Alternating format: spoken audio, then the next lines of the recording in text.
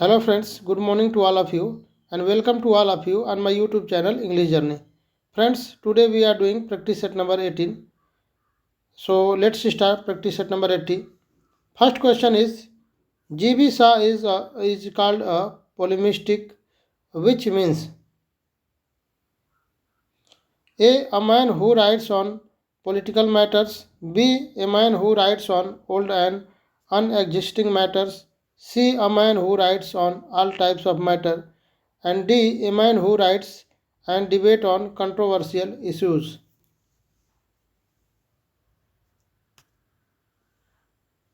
Correct answer is option number D a man who writes and debate on controversial issues. Question number second. In which year GB Shah became the member of Fabian Society? A 1880, B 1884, C 1890 and D 1895. Correct answer is option number B 1884। और ये जो Fabian society थी वो क्या है, यह एक मार्क्सवादी दल का जो ये संगठन है जो बौद्धिक गोरिल्ला युद्ध के लिए पूंजीवाद के लिए लड़ने के लिए जाना जाता है। ठीक है, ये और ये समाज में जो है समाजवाद लाना चाहता था, पूंजीवाद को ख़त्म करना चाहता था। तो इसी के जो है मेंबर बने थे आपके फेबियन सोसाइटी के जीबी शाह 1884 में। Question number 3. GB Shaw refused to receive the honour of Order of Merit in the year A 1840, B 1890, C 1980 and D 1946. Correct answer will be option number D 1946।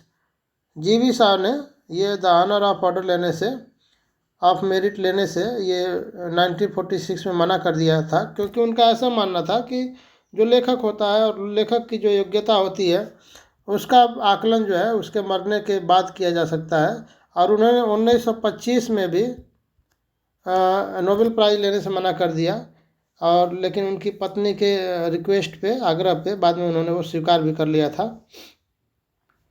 Next question, question number 4. The line to wit to who a merry note while greasy Joan doth keel the pot written by A Wordsworth, B Galsworthy, C Shakespeare and D Milton. तो ये जो line है आपकी, ये Shakespeare की line है और ये है आपका लव्स लेबर लॉस्ट की, लव्स लेबर लॉस्ट की लाइन है। और ये लाइन आपकी एक्ट 5 और सीन 2 की है। Question number 5. Which poem is not written by Galsworthy? A Devon to me, B Russia America, C the patrician and D admonition to a traveller. ये आपका जो है डेवन टू मी, ये भी गाल्सवर्दी का है, रसिया अमेरिका भी है, द पेट्रिशियन भी है, और एडमोनिशन टू ट्रेवलर ये आपकी वर्ड्सवर्थ की है। तो ये आपका ऑप्शन नंबर डी करेक्ट होगा। Question number 6.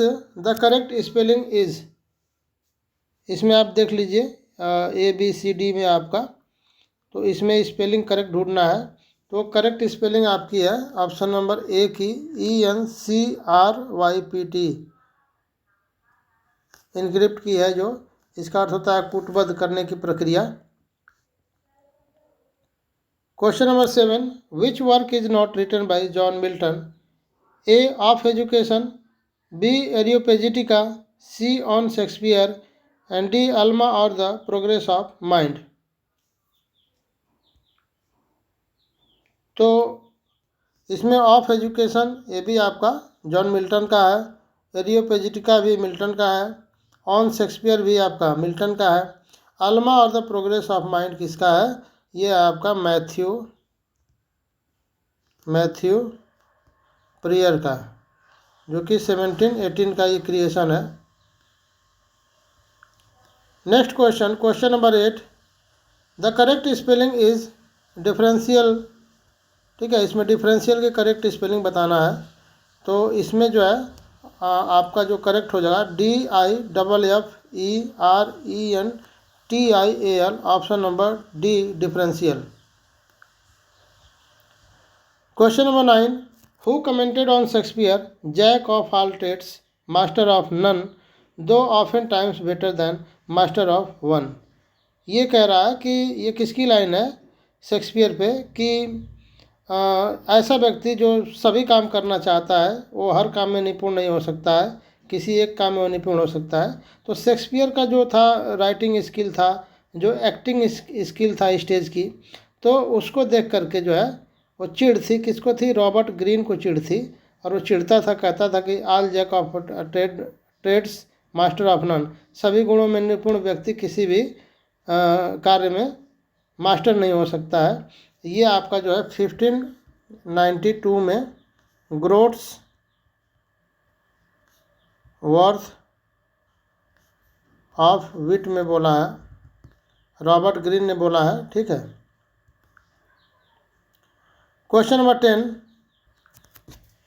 करेक्ट स्पेलिंग इसमें आपको ढूंढना है फ्लफी की। तो करेक्ट स्पेलिंग फ्लफी की होती है FLUFFY, option number A, FLUFFY, fluffy. Fluffy means होता है आपका सॉफ्ट, मुलायम, हाँ, soft. Next question, question number 11, correct spelling ढूंढना है ऑमलेट की। तो ऑमलेट की स्पेलिंग कई बार पूछी जाती है, तो इसमें आपकी ऑमलेट की स्पेलिंग होगी OMELETTE,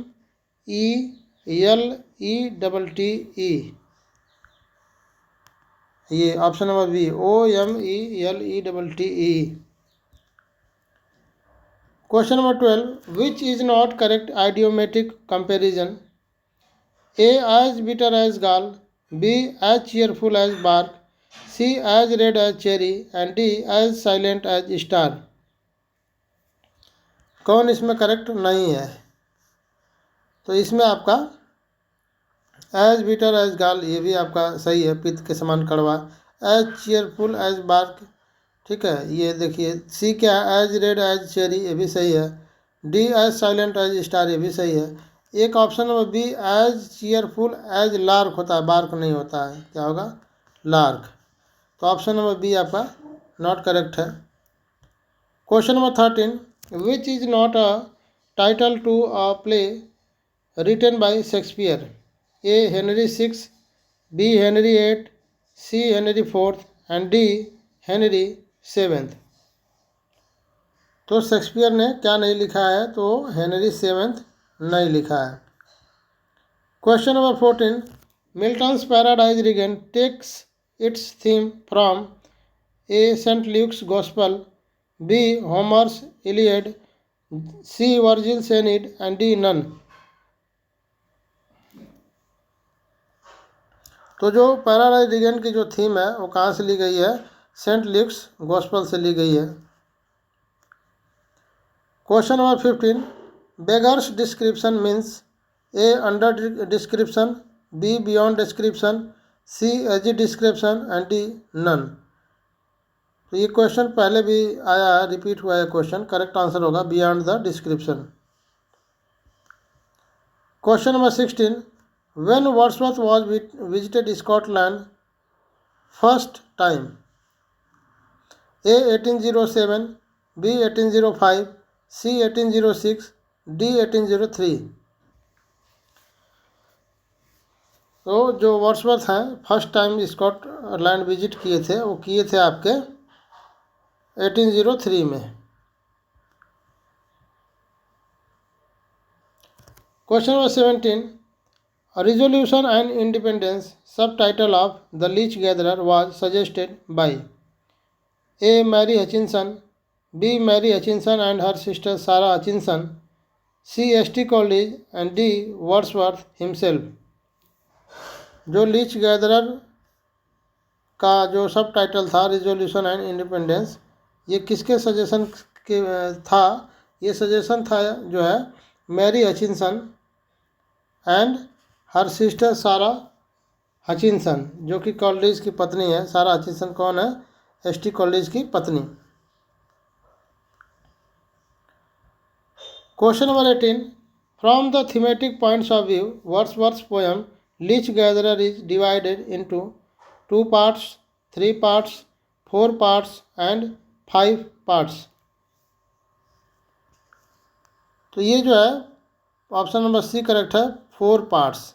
ठीक है, 4 पार्ट्स में ये आपका डिवाइड है जो लीच गैदरर है। पहला जो पार्ट है वह है आपका ब्यूटीफुल नेचुरल डिस्क्रिप्शन। फिर आपका सेकंड है सेल्फ पीटीफुल कंडीशन इज ऑब्जर्व्ड। ठीक है, और आपका तीसरा कौन सा है? तीसरा आपका है सुपर नेचुरल एलिमेंट।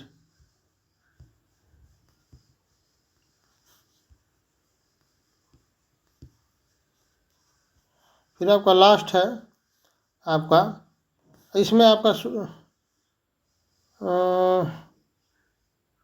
सॉरी, इसमें जो है आपका जो है तीसरा जो है यहाँ पे गलत हो गया है। तीसरा आपका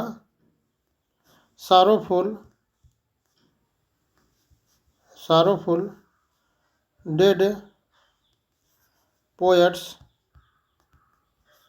of the past are observed. ठीक है, तो इसमें जो है कौन कौन से जो पोएट्स हैं उनको ऑब्जर्व किया गया है। एक तो आपको चैटर्टन है। ठीक है, दूसरा आपके जो है रॉबर्ट बर्न्स है। तीसरे आपके विलियम कॉलिंस है। ठीक है, ये आपका तीसरा पार्ट है। फिर चौथा पार्ट आपका है द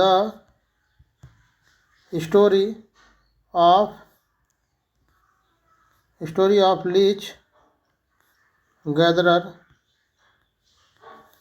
इज डिस्कस्ड। ठीक है, तो पहला आपका था ब्यूटीफुल नेचुरल डिस्क्रिप्शन, दूसरा self pitiful condition is observe, तीसरा है आपका sorrowful dead poets of the past are observe, and fourth है the story of leech gatherer is discussed. तो ये आपका ऑप्शन नंबर सी सही था। Next question number 19, Wordsworth has bitterly criticized by the poem The World is Too Much With Us. A. Materialistic greed of people, B. Natural disaster, C. Supernatural elements, and D. Romanticism. Correct answer is option number A, materialistic greed of people. Last question, which poem of Lucy poems regarded the shortest poem? A. Strange fits of passion have I know. B. She dwelt among the untrodden ways. C. I travelled among the unknown men. D. 3 years she grew in sun and shower. And E. A slumber did my spirit seal.